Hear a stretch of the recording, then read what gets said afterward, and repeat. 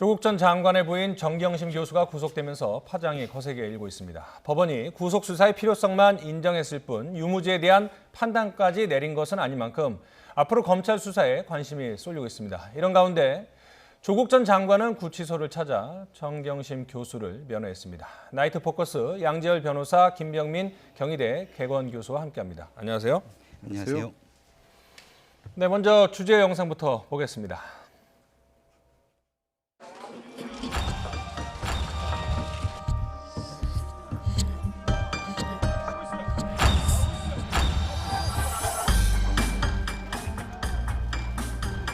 영장기재 범죄 사실이라는 것 전체가 다 사실이 과장이거나 왜곡이거나 잘못된 법리 적용이거나 하기 때문에 어느 거 하나 우리가 다 인정한 것은 없죠.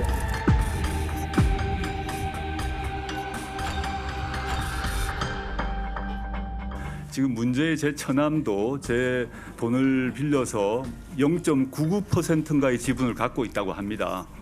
근데 그 자체도 저는 이번 기회에 알게 되었는데 실제 어떤 일이 있었는지는 저는 검찰 수사를 통해서 밝혀질 것이라고 봅니다.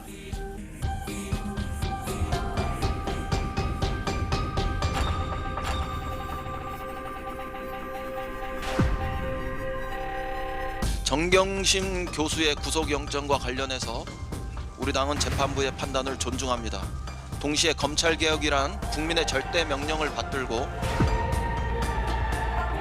돈이 많은 상황이기 때문에 좀 피의자 측에서도 방어할 수 있는 이런 기회를 준다는 입장에서 불구속이 원칙이죠. 그 원칙하고 다르게 결정이 났기 때문에 재판부 결정이 잘 이해가 안 됩니다. 그러면 조국 게이트 수사가 이제야 본 궤도에 올랐습니다. 이 게이트의 몸통, 조국 수석의 수사는 당연한 수순입니다.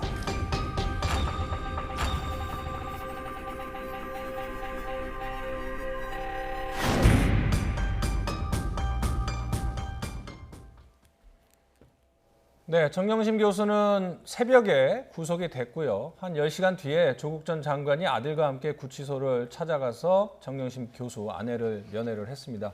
한 10분 정도밖에 안 되는데 원래 시간이 제약이 있는 건가요? 네, 그렇습니다. 일반 가족이라고 할지라도 일반 면회의 경우는 10분 정도로 제약이 돼 있고요. 네. 그리고 이제 가족 면회 같은 경우에는 구치소에 특별하게 칸막이가 돼 있고 직접적으로 어떤 접촉도 불가능한 상황이고 그다음에 이제 처음에 구치소에 들어갔을 때도 이제 생활하는데 필요한 것들이 여러 가지 있습니다. 그리고 구치소라는 곳이 흔히 접할 수 있는 곳은 전혀 아니지 않습니까? 그러니까 그 안에서 어떤 부분이 좀 불편한 것들은 없는지 또 그 안에서 이용하는 데 있어서 밖에서 도와줘야 될 것들은 없는지 이런 것들 그리고 바깥에서 재판 과정을 어떻게 진행했으면 좋은지 이런 것들에 관한 얘기 아주 짧게 나누는 그런 정도밖에 안 됩니다. 그러면 이제 필요한 물품을 건네주거나 사식 같은 걸 위해서 돈을 주거나 이럴 수도 있는 건가요? 그런 것은 직접 만난 장소에서 이루어지는 게 아니라 바깥에서 이제 그 안에 있는 사람을 위해서 사식이라고 하는 게 요즘에 이제 구치소 내부에 있는 일종의 매점 같은 것을 이용할 수 있도록 이제 돈을 지금 입금을 해주는 그런 형태로 이루어지고 서류 같은 것들은 만난 자리에서 직접적으로 아래에 이제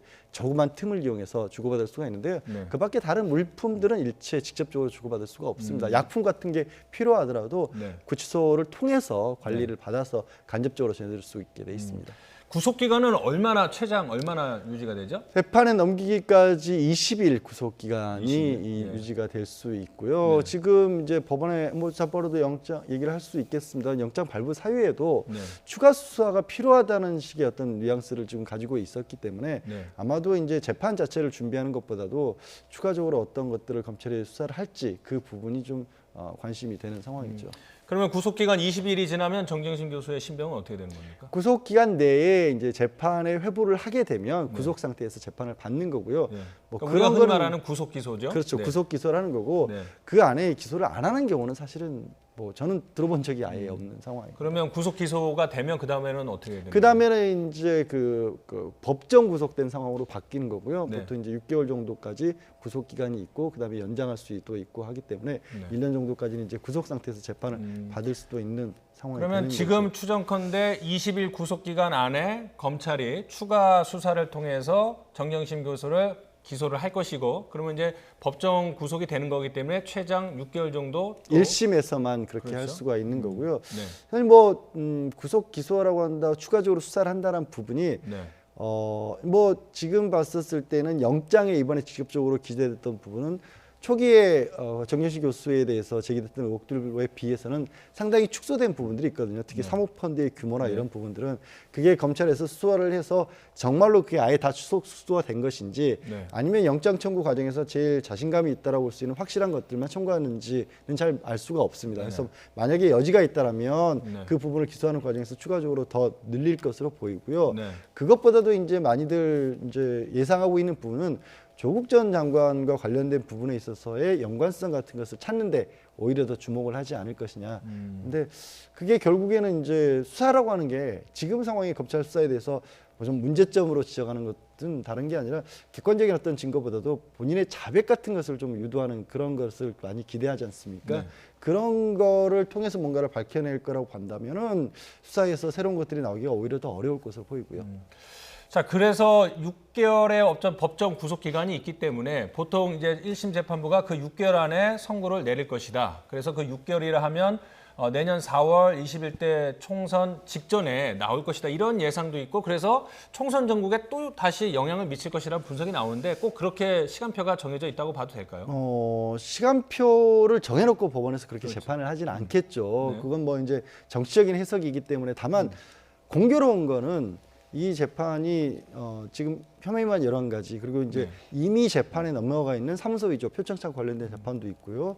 그거 하나를 정 교수는 지금 다 부인하고 있는 입장이지 않겠습니까? 그리고 제가 봤었을 때도 이거를 일괄적으로 어떻게 보면 인정할 수 있어 보이는 부분은 사실 좀 없어요. 그러면 하나하나 다 다투고 또 검찰이 내놓은 증거의 상당수 부분은 어떤 물증이라고 하는 것보다는 참고인의 증인, 그러니까 참고인의 진술을 통해서 나온 증거들일 텐데 그럴 경우에는 이제 정경심 교수 측에서 그걸 부인하기 위해서는 그 사람들 다 증인으로 불러야 하거든요. 그러니까 이 말씀 드리는 거는 그러니까 재판 기간이 거의 꽉 차서 끝날 가능성이 높다. 그러니까 내년 4월에 임박해서야 재판이 끝날 가능성이 굉장히 높아서 뭐 의도하지 않더라도 총선 기간과 좀 맞물릴 가능성이 높은 상황인 거죠. 그렇군요. 자, 이런 가운데 이제 정경심 교수 구속에 대해서 여야 반응이 나왔는데요. 뭐 여당에서도 어떤 격렬한 반응을 좀 자제하는 분위기입니다. 여야 반응 먼저 한번 들어보시죠. 정경심 교수의 구속영장과 관련해서 우리 당은 재판부의 판단을 존중합니다. 이제 본격적으로 사법적 절차가 시작된 만큼 앞으로 남은 재판을 통해서 실체적 진실이 밝혀질 것을 기대합니다. 민주당은 국민과 함께 겸허한 마음으로 이 재판을 지켜보겠습니다. 조국 게이트 수사가 이제야 본 궤도에 올랐습니다. 진실규명은 지금부터 시작입니다. 검찰은 눈치 볼 것도 주저할 것도 없습니다. 이 게이트의 몸통, 조국 수석의 수사는 당연한 수순입니다. 정 교수 구속으로 대충 이 사건을 마무리 짓겠다는 생각은 절대 안 됩니다. 네, 그럼 이제는 또 서른 더불어민주당 의원의 인터뷰 내용을 들어보실 텐데요. 겸허하게 재판 결과를 지켜보겠다. 또 실체적 진실이 나타나길 기대한다라는 이인영 원내대표의 원론적인 발언과 달리 어떤 좀 부글부글 끓는 내부 속사정 이런 것들을 이야기를 하는 것 같은데 먼저 서른 의원의 이야기 한번 들어보시죠. 원칙적으로 이거는 불구속 상태에 수사하는 게 맞다. 더군다나 다툼이 많은 상황이기 때문에 이 좀 피의자 측에서도 방어할 수 있는 이런 기회를 준다는 입장에서 이 불구속이 원칙이죠. 이 원칙하고 다르게 결정이 났기 때문에 재판부 결정이 잘 이해가 안 됩니다. 그러면 당연히 더불어민주당 입장에서는 이번 구속 결정에 대해서 불만이 많을 수밖에 없겠죠. 그럼에도 불구하고 오늘 있었던 논평은 상당히 좀 말을 아끼고 있는 그런 상황을 볼 수 있는데요. 일단 사법부의 영장실질심사 재판 결과가 나왔기 때문에 사법부의 판단에 대해서 불복하는 듯한 인상을 주는 게 집권 여당 입장에서는 상당히 부담일 겁니다. 하지만 돌이켜보면 과거에 김경수 지사의 재판 결과 1심에서 전격적으로 구속이 되게 됐을 경우는 여당이 대변인까지 나와서 사법부에 대한 비판적인 논지를 이어간 적이 있는데요. 그때와 지금이 조금 다른 상황들을 고려해 본다면 조국 전 장관 사태 이후로 여론이 급속도로 악화되어 있는 모습들을 좀 고려할 수밖에 없었던 측면이 있다. 그러니까 조국 전 장관은 결국은 조금 더 장관직을 수행하고자 아마 여권 내에서는 여러 가지 고민들이 있었을 텐데요. 35일이라고 하는 시간 만에 장관직에서 내려올 수밖에 없었던 건 그만큼 여론이 악화됐다는 뜻이고 결국은 구속영장에 통한 이 실질심사에서 영장이 발부됐다는 것은 혐의 일정 부분들이 소명됐다는 뜻이기도 합니다. 따라서 그동안 조국 장관 지키게 나섰던 그 기조 그대로 더불어민주당이 움직일 경우에 네. 내년 총선을 앞두고 상당히 불리한 고지에 취할 수 있는 국면이 있기 때문에 네. 어느 정도 조국 장관 문제와는 선을 좀 그어야겠다라고 하는 정치적 셈법이 있는 것이 아닌가 싶습니다. 네. 이번에는 대한신당 박지원 의원 이야기를 한번 들어볼 텐데요. 앞으로 그렇다면 조국 전 장관은 어떤 검찰 수사를 받고 어떤 처분을 받게 될 것인가, 이거에 대해서 이제 관심이 쏠리고 있는데요. 박지원 의원의 발언 한번 듣고 이야기 나눠보도록 하겠습니다. 일부 야당에서는 조국 장관 구속하라 이런 얘기를 어제부터 하더라고요. 네. 그런데 윤경심 교수가 구속됨으로써 장경심 교수. 네. 남편인 조국 장관과 딸, 네. 아들은 오히려 더 좋은 결과가 나올 수 있다. 저는 그렇게 봅니다. 그러니까 뭐 왜냐하면 부부를 그 영장을. 식구를 한꺼번에 하는 경우는 지극히 사례가 없습니다. 네, 엄마나 아니면은 아내가 구속됐기 때문에 더 좋은 결과라는 표현은 조금 어폐가 있긴 하지만 어쨌든 정경심 교수가 구속됐기 때문에 다른 가족 구성원이 구속될 일은 없을 것이다. 일반적인 법조계 분위기는 맞습니까? 그거는 이제 사실 이제 정말 공범관계가 인정되는 관계였을 때 주도적인 역할을 한 사람에 대해서 구속을 시키거나 강하게 처벌을 하면 네. 상대적으로 다른 사람에 대해서는 조금 낮게 나오는 경향이 있는 건 사실인데 네.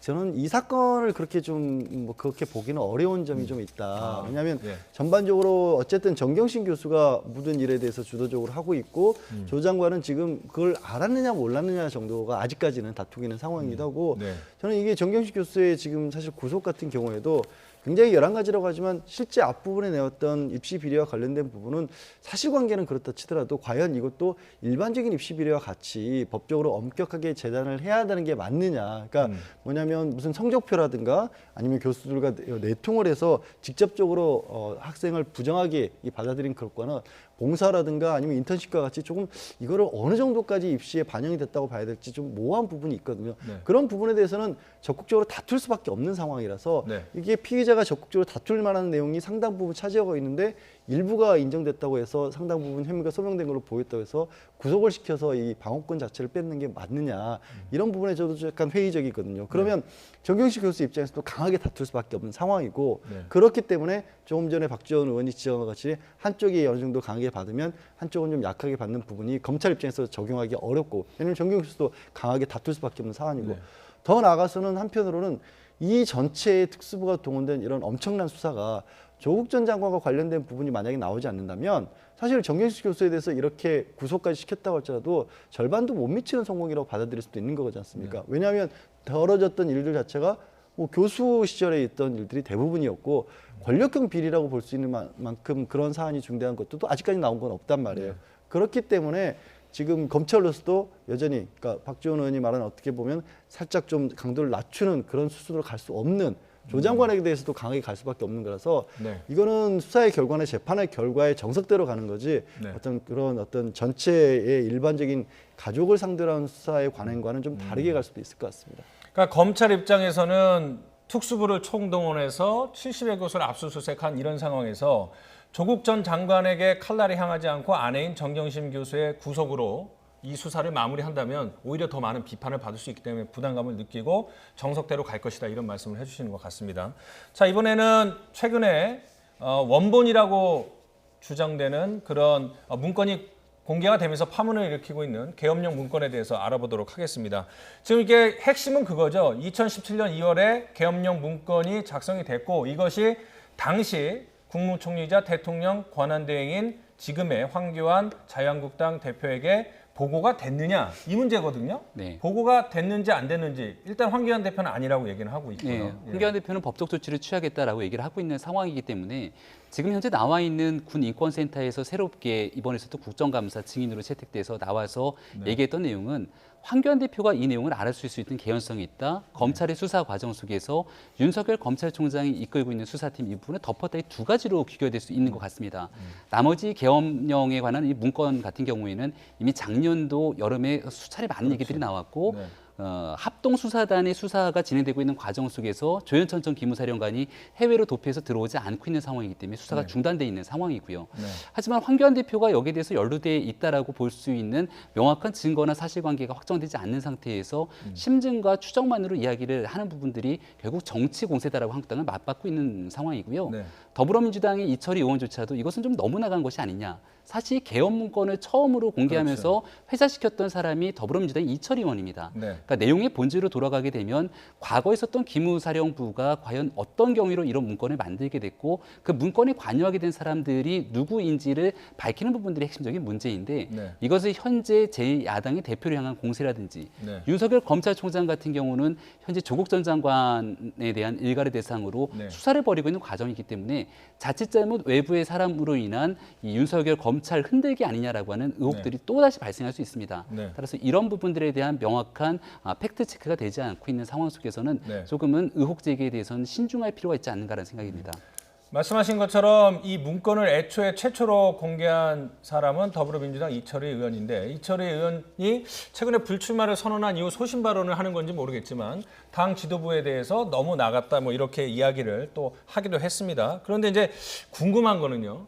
그 국정농단 또는 적폐청산이 한창이던 문재인 정부의 초기에 이 문건이 공개가 되면서 군과 검찰이 합동수사단을 꾸려서 조사를 하지 않았습니까? 수사를 했는데 왜 그렇다면 황교안 대표 같은 경우에는 소환 조사도 안 하고 결론을 내고 수사를 마무리했는지 이 부분이 참 의문이에요. 그러니까 사실 그 부분을 지적을 하고 있는 거죠. 지금 민주당에서도 그렇고 이제 군인권센터 임태훈 소장도 이 문제를 들고 나온 게 직접적으로 황교안 현재 대표가 책임을 져야 된다 이런 정도까지 가는 게 아니라 현재로서는 이게 분명히 그 지금은 저 검찰총장이고 과거에 서울중앙지검장이었던 윤석열 총장이 직인까지 찍혀 있는 그런 서류들도 발견이 됐는데 수사를 했다라는. 근데 막상 황교안 뭐 지금 대표도 그렇고 박근혜 전 대통령도 물론이고 제대로 조사조차도 하지 않았던 게 아니냐. 그리고 조사를 하지 않았던 이유가 거기에 직접적인 책임이 있다고 알린 조현천 전 기무사령관이 지금 도피 중이기 때문에 그 사람 얘기를 못 들어보니까 우리는 수사도 못한다. 이런 정도의 입장인데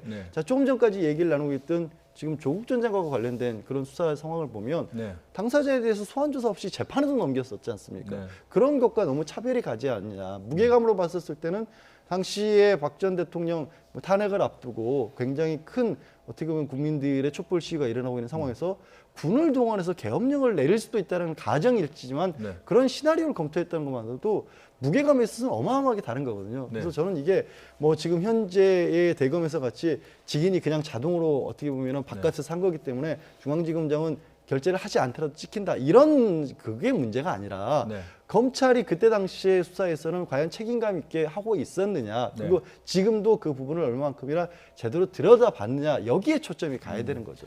그럼 이제 두 가지 핵심은 황교안 대표가 당시 권한대행으로서 보고를 받았는지 또는 인지를 했는지가 핵심이고 두 번째는 문재인 정부 들어서 합동수사단이 수사를 했지만 당시 서울지검장인 지금의 윤석열 검찰총장이 실체를 파악하기에는 조금 미흡한 그런 지휘를 했다. 뭐 이런 의혹이 제기되는 거군요. 그런 거죠. 그러니까 지금 윤석열 총장 당시 지검장으로서 관여한 바가 없다라고 해서 직인인 결재는 찍혀 있지만 그러면 이런 정도의 의혹에 대해서 중앙지검장이 아무것도 쳐다보지도 않았다. 검찰 내에서 보고도 받지 않았다. 그게 오히려 그러니까 그냥 일반 국민의 입장에서 봤을 때는 이게 있을 수 있는 일이냐 싶은 상황인 거죠. 지금 말씀드린 것처럼 조국 장관의 수사와 비교해 보면 너무나 큰 차이가 나는데 오히려 무게감으로 따진다라면 저 부분에 대해서 저게 가정이라고 할지라도 군을 동원한 계엄을 선포해서 정권을 유지하려겠다는 것은 정말 심각한 문제지 않습니까? 그런 것에 대해서 검찰이 과연 정말 진지하게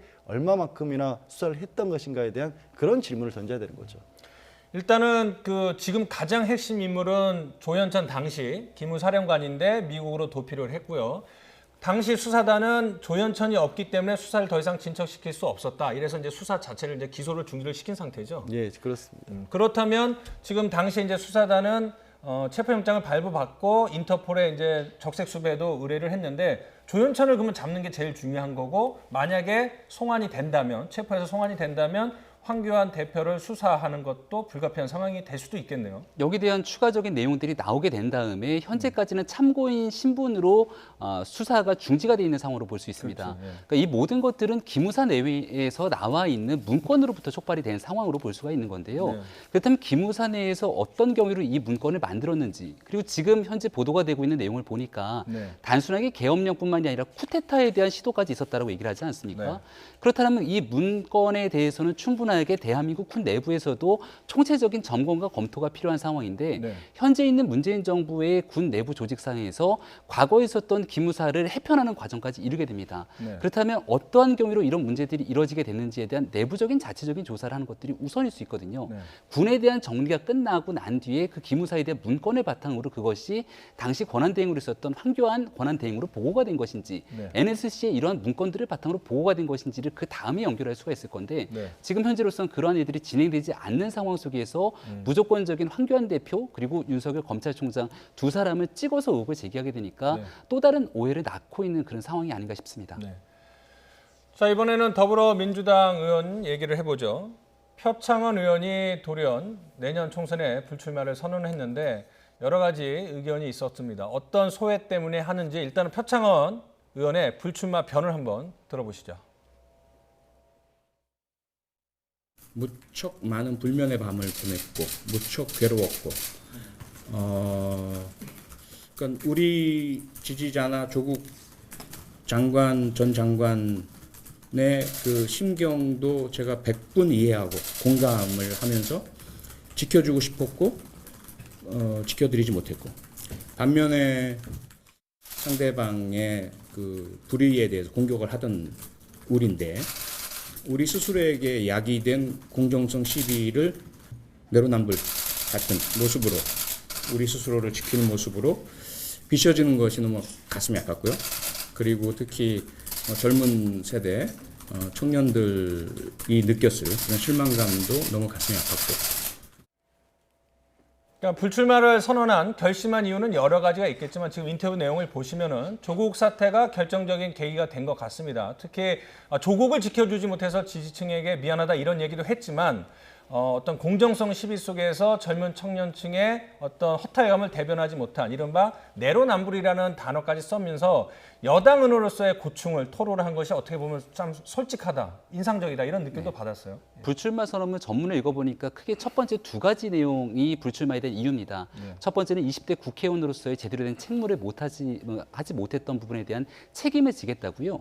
두 번째 내용이 저는 핵심이라고 보는데 초심으로서의 약속을 지키지 못했다는 겁니다.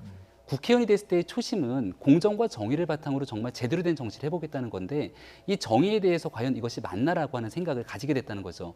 그 모든 일들은 결국 조국 전 장관 사태로 귀결이 됩니다. 그러니까 표창원 의원은 지난번 법제사법위원회 위원으로 청문회에 들어가서 그렇죠. 활동들을 했기 때문에 이 과정에서 조국 전 장관을 어찌 보면 비호해야 되는 집권 여당의 책무를 맡았을 텐데 그러다 보니 지역구 내에서 나와 반대되는 정파뿐만이 아니라 중도적인 시민에게도 따가운 질책을 받았다 이렇게 좀 얘기를 하고 있는 상황이거든요. 표창원 의원이나 이철희 의원 두 사람이 모두 불출마 선언했는데 공교롭게 공통점이라고 하는 부분은 정치에 들어오기 이전에 대중으로부터 많은 사랑을 받았던 또 다른 영역이 있었던 사람들이라는 겁니다. 네. 근데 정치권에 들어오고 나서 특정 정파의 이념적 논리에 너무 깊게 들어가다 보면 과거에 있었던 자신의 모습과 좀 멀어지게 되는 상황들이 겪지 않았을까라는 생각이 들고요. 네. 아마도 반성과 참회 비슷한 상황으로서 출마를 하지 않겠다고 선을 걷는데 거기는 조국 전 장관 이슈가 들어가 있었기 때문에 이러한 두 사람의 선언으로 인해서 더불어민주당이 조국 전 장관과는 확실하게 좀 선을 긋는 모습으로 가려고 하는 시도가 있는 것 아니냐라고 해석될 수 있는 지점이 여기저기서 나오는 것 같습니다. 그 전국에 이제 TV로 생중계됐던 인사청문회나 아니면은 국회 국감을 하면서 이제 법사위원으로서 대검찰청이나 법무부 국감을 할 때 조국 전 장관을 옹호하는 듯한 발언을 많이 했지만 아마 속으로는 조금 불편하거나 좀 미안했던 그런 심경이 많이 작용을 했었던 것 같아요. 초선 의원이기 때문에 더욱 그런 것 같습니다. 뭐 그런 것도 있을 수 있고요. 네. 또한 이제 초선 의원분들 중에서 본인이 생각했던 어떤 국회의원으로서의 모습과 역할보다 안에 들어왔었을 때의 역할이나 모습이 너무나 많은 차이가 났을 때 현실과 이상의 괴리가 컸다 그렇게 너무나 봐야겠군요. 클 때가 있고 또 그 뜻하고자 했던 바들을 더군다나 이제 말씀 잠깐 나온 것처럼 두 분 다 그 정치인으로서 이전에 워낙 대중의 어떤 지지나 사랑을 많이 받으셨던 분이지 않습니까? 네. 그런데 그런 어떤 그 위치에서 할 수 있었던 일들이 생각보다 적었을 때 오는 그런 괴리감 같은 것도 많이 컸을 것으로 보이고요. 네. 지금 어쨌든 뭐 정치가 실종됐다는 얘기 한두 번 나온 게 아니지 않습니까? 이번 국회에 들어와서 이거는 뭐 갑작스러운 정권 교체라든가 그 이후에 벌어지는 한국 정치 사회의 특수한 현상 때문이기도 하지만 그거를 스스로도 해결하지 못하고 있다는 것에 대해서도 말씀드린 것처럼 초선이기 때문에 그 책임감을 더 크게 느낄 수 있는 부분도 분명히 있을 겁니다. 이른바 스타급 의원들이 잇따라 불출마를 선언하면서 민주당 지도부는 무척 아쉬울 것 같은데요. 두 의원 모두 공교롭게도 이제 법사위 소속입니다. 자, 그런데 자유한국당 법사위원들은 그러면 어떨까? 그 분위기, 여러 가지 문제점들 나오고 있죠. 일단은 법사위와 상관은 없지만 패스트트랙 충돌 과정에서 소환 의뢰를 요청을 받은 의원들에 대해서 내년 총선 때 뭐 가산점을 주겠다 뭐 이런 얘기를 했는데 며칠 전이었죠. 이 법사위원들에게 자유한국당이 표창장을 줬습니다. 당시 상황부터 한번 보시죠. 표창장 후보자의 역량과 자질을 철저히 검증하는 데 기여한 공로가 크기에 이에 표창함. 2019년 10월 22일 자유한국당 원내대표 나경원. 네, 모두 박수 부탁드립니다. 축하드립니다. 잘했습니다.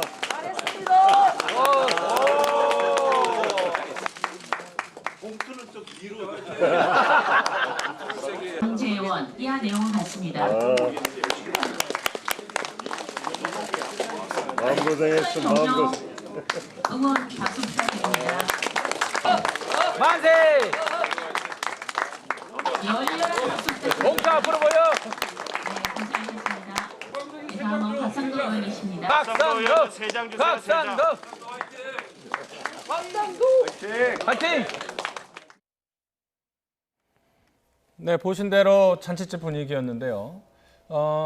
이유는 그 조국 전 장관 낙마에 기여를 했다. 그러면서 이제 표창장도 주고 알려지기로는 상품권 50만 원어치도 부상으로 줬다고 합니다.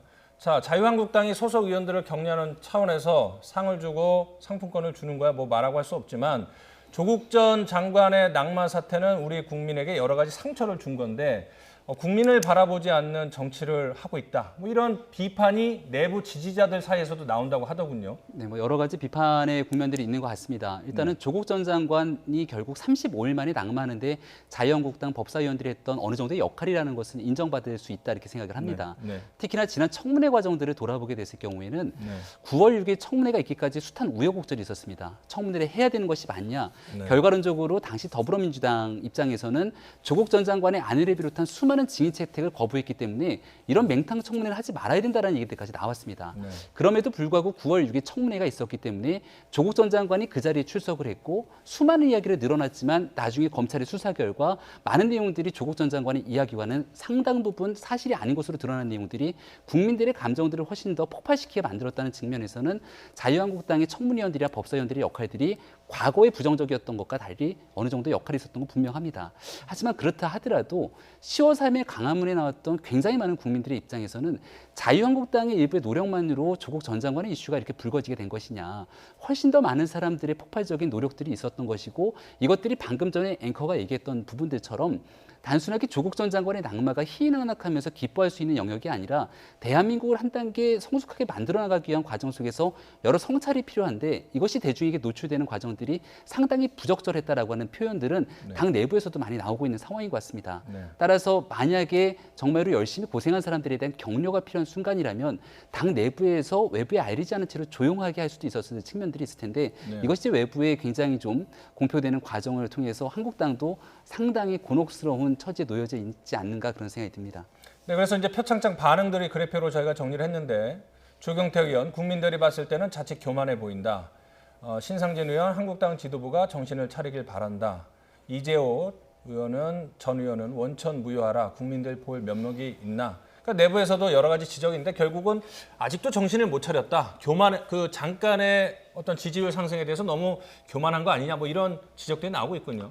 저거 지금 조국 장관의 낙마와 지금 정경심 교수의 구속이 좋아할 일인가요? 그렇죠. 그건 아니잖아요. 그러니까 최근에 뭐 조 장관과 둘러싼 여러 가지 국민들의 의견이 있을 수는 있습니다. 그리고 굉장히 많은 부분들의 한국 사회에 안고 있는 문제점들이 조 장관을 둘러싸고 좀 대립된 의견들도 부딪히면서 큰 상처로 남은 일임만은 분명하거든요. 그렇고 그 과정에서 국민들이 봤었을 때는 조 장관의 잘잘못을 떠지는 것 못지않게 지난 국감까지도 모든 이슈가 조국 장관으로서 쏠렸었고 그 사이에 사실 대한민국이 그것만 가지고 돌아가는 나라는 아니잖아요. 지금 경제적으로도 굉장히 어렵던 얘기 자유한국당에서 다 하고 있고요. 지금 일본과의 관계 100일 넘게 불매운동 지속되면서 국민들은 일본과의 관계는 어떻게 되는지 걱정하고 있고 북한과의 관계도 해결해야 될 부분에 있어서 많은 관심도 쏠리고 있고 그 과정에서 국가 전체가 어떤 식으로 가기를 좀 바라는 부분이 있고 그게 정치의 역할이잖아요.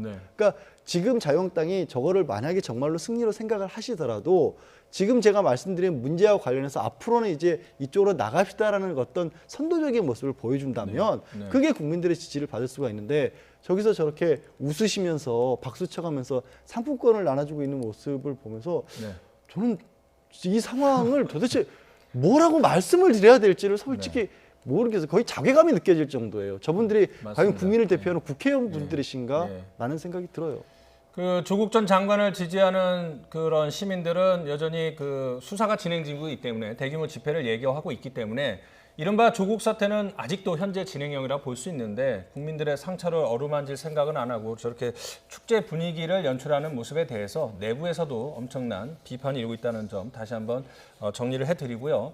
그런데 앞서 말씀드린 대로 최근에 조국 사태 이후에 자유한국당에 대한 지지율이 상승을 하면서 한때 보수 대통합에 앞장서는 것 같았던 황교안 대표가 잠깐 어느 정도 좀 발을 빼는 듯한 그런 모습을 보이고 있다. 이런 이야기들도 나오고 있더군요. 자신감의 발로인가요? 그런 언론 보도가 있긴 한데 발을 굳이 빼고 있다라고 볼 수 있을 만한 내용들이 있는가라고 하면 저는 잘 모르겠습니다. 아직 실체는 왜냐하면 없다. 여기에 나와 있는 기자들과 만나서 했던 얘기가 대화를 위해 소화를 내려놓겠다는 자세를 갖는다면 대통합의 길이 열린다고 생각한다.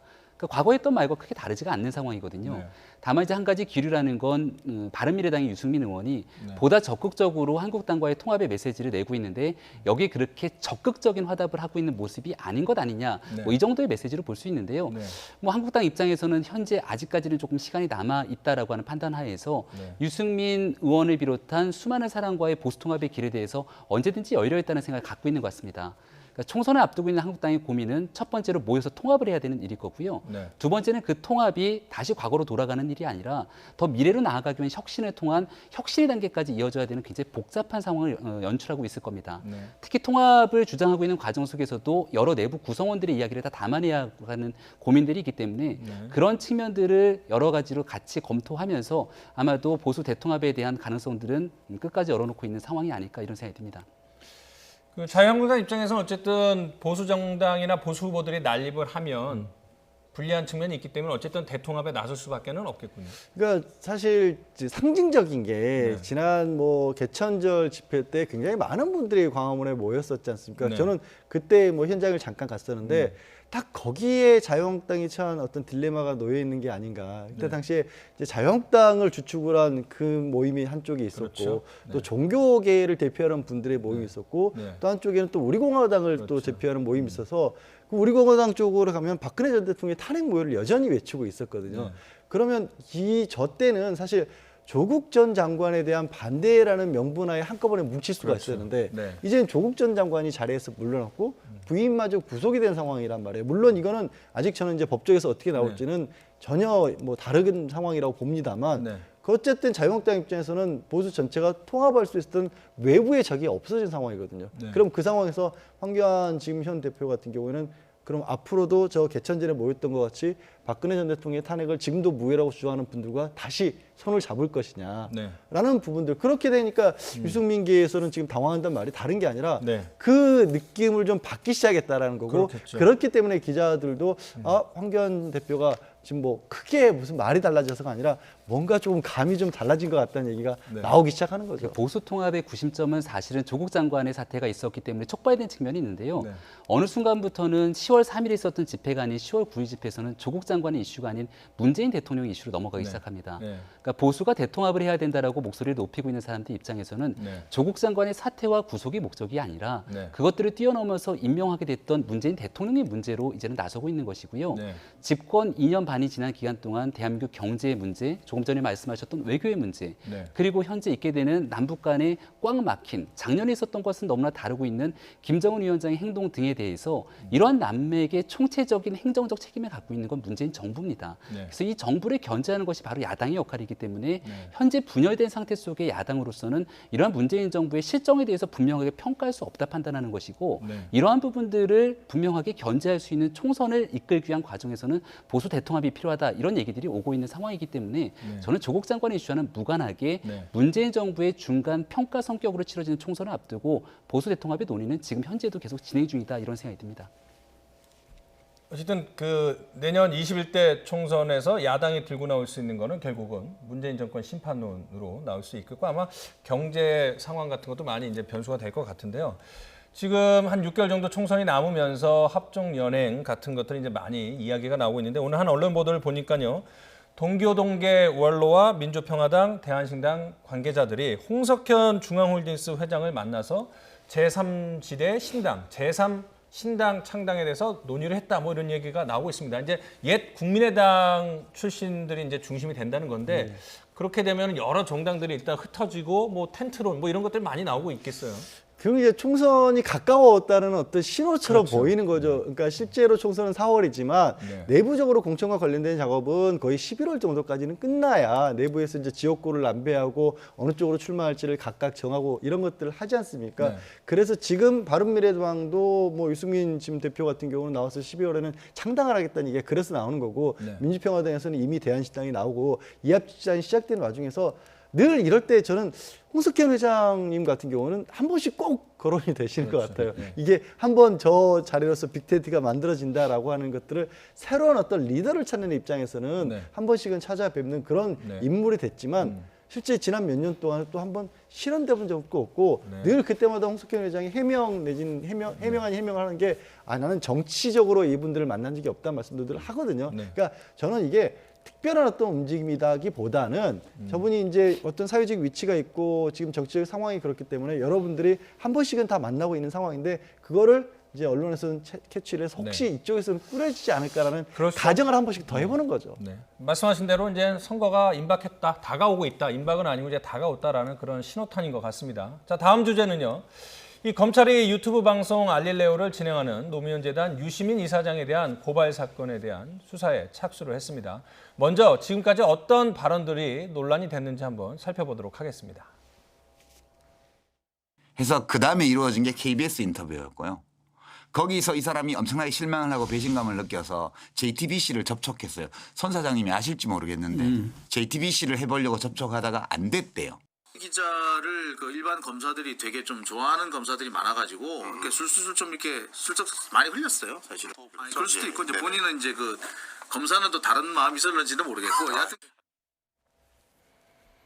자, 이 사건은 시민단체가 유시민 이사장을 고발을 하면서 검찰이 수사를 하게 된 건데요. 한 세 가지로 좀 나눌 수 있을 것 같죠? 네, 허위사실 유포, 명예훼손, 위계에 의한 공무집행 방해 뭐 이 정도에 대한 혐의들을 바탕으로 고발한 것으로 알려져 있는데요. 네. 일단 한 번에 있었던 발언의 실수로 좀 그쳤다라면은 검찰에서도 이런 부분에 대한 사실관계를 정립하고 말았을 텐데 네. KBS 관련된 건에 대한 이 여기자에 대한 성희롱성 발언이라든지 그리고 네. 거기에 사실은 검찰 입장에서도 해당 검사는 굉장히 큰 불쾌감을 느낄 수밖에 없는 상황이기도 네. 하고요. 또 더 나아가서 지금 현재 이 검찰 조직을 향해서 얘기하고 있는 것 중에 먼지떨이 별건 수사 등에 대한 얘기를 하고 있는데요. 네. 이 먼지떨이 별건 수사에 대한 얘기는 조국 전 장관의 동생의 웅동하고 관련된 얘기를 하게 되는 겁니다. 근데 이것도 사실은 별건 수사라기보다는 개별적인 고발 사건들이 들어온 것이고 채용 비리에 연루되어 있는 중대한 범죄 중에 하나이기 때문에 거기에 대한 수사 결과 구속영장을 청구한 상황으로 볼 수가 있는 것이거든요. 네. 그러니까 이런 유시민 이사장의 발언들이 계속돼서 잘못된 사실들이 한 번으로 그치는 것이 아니라 지속되고 있기 때문에 여기에 대한 경고성 발언들이 계속했던 것 같고 수사 고발이 들어오는 사건에 대해서 어느 정도 수사가 착수된 것 같은데 중간 정도 선에서 유시민 이사장은 노무현 재단의 이사장이라고 하는 굉장히 큰 공인이고 뭐 여러 가지 측면에서는 차기 대권 주자까지 거론되는 인물이기 때문에 본인이 가지고 있는 만의 무게를 고려한다면 어느 정도 상황에서는 객관적인 사실하에 이런 주장들을 좀 펼칠 필요가 있지 않는가 이런 생각이 듭니다. 시민단체가 고발을 했고 문제 발언들은 뭐 실시간을 통해서 유튜브를 통해서도 방송이 됐고 그 KBS 성희롱은 유시민 이사장이 당사자는 아니지만 사과를 했고요. 그 JTBC가 그 조국 전 장관 가족의 그 PB인 김경루 씨와의 그 인터뷰를 거부를 했다라는 건 오보로 스스로 인정을 하지 않았습니까? 이런 경우에는 그럼 검찰 수사는 어떻게 진행이 될까요? 사실 저는 뭐 수사를 착수를 했다는 소식에 약간 좀 너무 과잉 대응이 아닌가라는 생각이 좀 들어요. 지금 말씀하신 것처럼 일부는 정정을 바로 한 부분도 있고 또 이제 명예훼손 검사와 관련된 부분은 본인이 직접 하신 말씀은 또 아니었거든요. 그리고 지금 뭐 문제된 것들이 몇 가지 잇따라 발생을 하기로 했지만 유시민 이사장이 저 알릴레오라는 유튜브 방송을 통해서 제기했던 큰 역할들이 또 있었어요. 그러니까 더 많은 말씀들이 있었고 그 부분에 있어서는 저기에 공감하는 분들도 굉장히 많이 있었고 그 중에 이제 몇 가지 실수라면 실수라는 부분들이 굳이 나오는데 그것만을 딱 꼬집어내서 뭔가 반대하는 쪽에서는 그거를 좀 잘못됐다, 문제가 있다고 할 수 있지만 그걸 또 나서서 검찰이 수사를 할 정도까지 가버리게 되면 오히려 아무리 뭐 유명한 인사고 영향력이 있다고 할지라도 또 그분은 이게 유튜브 한 사람을 운영하는 그런 정도인 거거든요. 오히려 상황을 더 악화시키는 게 아닌가 지금 검찰이. 그럼 마지막으로 짧게 여쭤볼게요. 그러면 고발장이 접수돼도 검찰 자체에서 수사를 착수를 안 할 수도 있는 건가요? 뭐 그 내용 자체가 그 법적으로 다퉈볼 가치가 없다고 할 수도 각하를 할 수 있는 것도 있습니다. 사실상 수사를 착수를 하더라도 뭐 범죄까지 이르지 않는다라고 한다면 그거는 이제 불기소 처분을 할 수도 있는 거고요. 그렇죠. 그러니까 고소장이나 고발장이 접수돼도 수사를 하기 전에 각하할 수도 있고 수사를 한다면 재판에 넘기지 않을 그러니까 무혐의 처분할 수도 있다는 말씀이죠. 예, 알겠습니다. 오늘 말씀 여기까지 듣도록 하겠습니다. 나이트 포커스 양지열 변호사, 김병민 경희대 개건 교수와 함께했습니다. 오늘 말씀 고맙습니다.